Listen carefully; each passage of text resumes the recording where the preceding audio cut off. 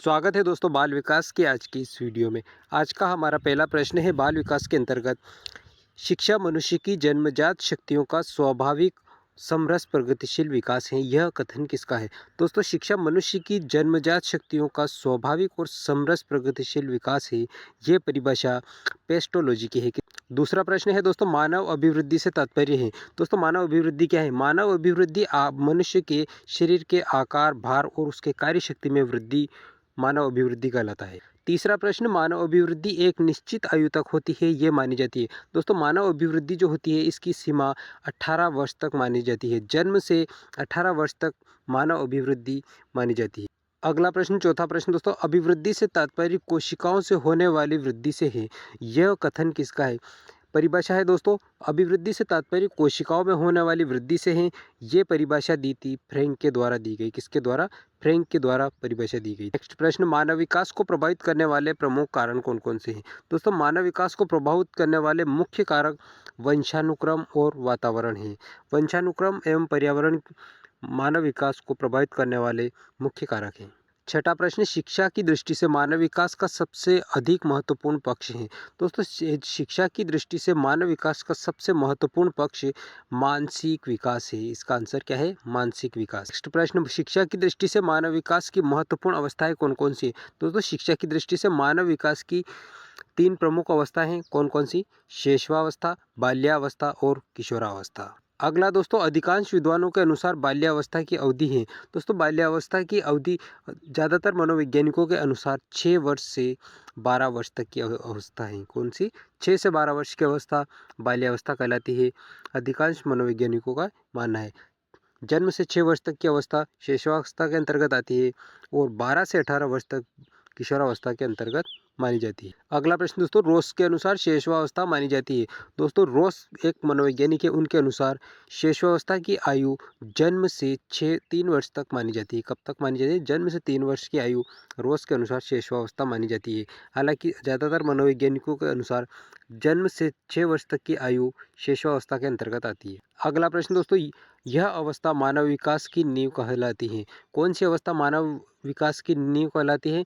तो मानव विकास की नींव शैशवावस्था को कहा जाता है। अगला प्रश्न प्रत्येक जाति चाहे पशु जाति हो या मानव जाति हो अपनी जाति के अनुरूप विकास के प्रतिमान का अनुसरण करेगा। यह कथन किस सिद्धांत की ओर संकेत करता है? दोस्तों ये समान प्रतिमान सिद्धांत की ओर अनुसरण करता है। किसकी ओर संकेत करता है? समान प्रतिमान सिद्धांत। अगला प्रश्न दोस्तों शारीरिक विकास में तीव्रता, दूसरों पर निर्भरता, अनुकरण, खेलने सीखने की प्रवृत्ति, अनुकरण द्वारा सीखने की प्रवृत्ति किस अवस्था की विशेषताएं? दोस्तों ये सारी विशेषता शिशुअवस्था की, क्योंकि बालक इसमें पूर्णतः माता पिता पर आश्रित रहता है। तो और इस अवस्था के दौरान शारीरिक विकास तेजी से होता है और बालक पूरी तरह से परिवार के सदस्यों पर निर्भर रहता है और वो देखकर सीखता है, न अनुकरण के माध्यम से सीखता है। अगला प्रश्न दोस्तों वैलेंटाइन ने सीखने का आदर्श काल किस अवस्था को कहा है? दोस्तों वैलेंटाइन के अनुसार सीखने का आदर्श काल शैशवावस्था को माना गया है। किसे माना गया है? शैशवावस्था। नेक्स्ट प्रश्न दोस्तों किस अवस्था के प्रथम 6 वर्षों में बालक बाद के 12 वर्षों से अधिक सीख लेता है? दोस्तों जन्म से 6 वर्ष तक की आयु जो कि शैशवावस्था कहलाती है। शैशवावस्था के अंतर्गत बालक बाद के से 12 वर्ष तक जो सीखता है उससे कई अधिक शैशवावस्था के दौरान सीख लेता है। तो शैशवावस्था में दोस्तों बालक के सीखने की गति तेज होती है। अगला प्रश्न आत्म प्रदर्शन के अवसर देना, चित्रों कहानियों द्वारा शिक्षा प्रदान करना और विभिन्न अंगों की शिक्षा दी जानी चाहिए।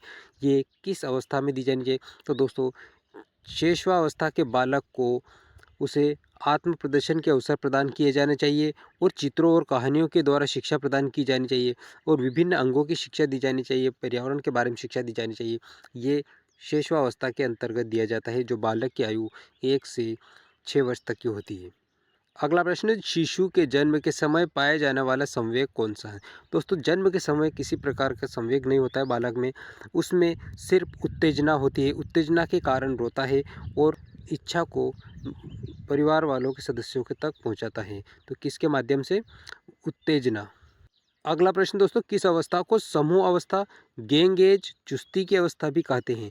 दोस्तों बाल्यावस्था, समूह अवस्था, गैंग एज, चुस्ती की अवस्था कहलाती है, क्योंकि बाल्यावस्था का बालक समूह में बच्चों 2 3 4 बच्चों के साथ खेलने लगता है, समूह के साथ खेलता है, इसलिए इसे गैंग एज भी कहा जाता है और चुस्ती की अवस्था भी कहा जाता है। किशोरावस्था पर सबसे अधिक कार्य करने वाले मनोवैज्ञानिक हैं। दोस्तों किशोरावस्था पर सबसे अधिक कार्य करने वाले मनोवैज्ञानिक कौन है? तो वो है स्टैनले हॉल। स्टैनले हॉल ने सबसे अधिक किशोरावस्था पर। नेक्स्ट प्रश्न दोस्तों, बाल्यावस्था में पाई जाने वाली प्रवृत्तियां हैं। दोस्तों बाल्यावस्था में किस प्रकार की प्रवृत्तियां पाई जाती हैं?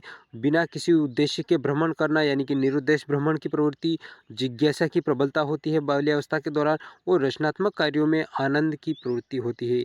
बाल्यावस्था की ये प्रमुख प्रवृत्तियां हैं। अगला प्रश्न दोस्तों, बाल्यावस्था को मिथ्या परिपक्वता का काल किसने कहा है? दोस्तों बाल्यावस्था को मिथ्या परिपक्वता का काल रोस के द्वारा कहा गया है। किसने कहा है? रोस ने। अगला प्रश्न दोस्तों, बाल्यावस्था को जीवन का अनोखा काल किसने कहा है? दोस्तों बाल्यावस्था को जीवन का अनोखा काल कॉल एंड ब्रूस ने कहा है। किसने? कॉल और ब्रूस, दो मनोवैज्ञानिक है, इनके अनुसार इनके द्वारा बाल्यावस्था को जीवन का अनोखा काल कहा गया है। दोस्तों बाल विकास का आज का वीडियो आपको पसंद आया तो लाइक कीजिए, चैनल पर नए हैं तो चैनल को सब्सक्राइब कर लीजिए, अपने दोस्तों में वीडियो को ज़्यादा से ज़्यादा शेयर कीजिए, कमेंट कीजिए। मिलेंगे अगले वीडियो में, तब तक के लिए आपको बहुत बहुत धन्यवाद।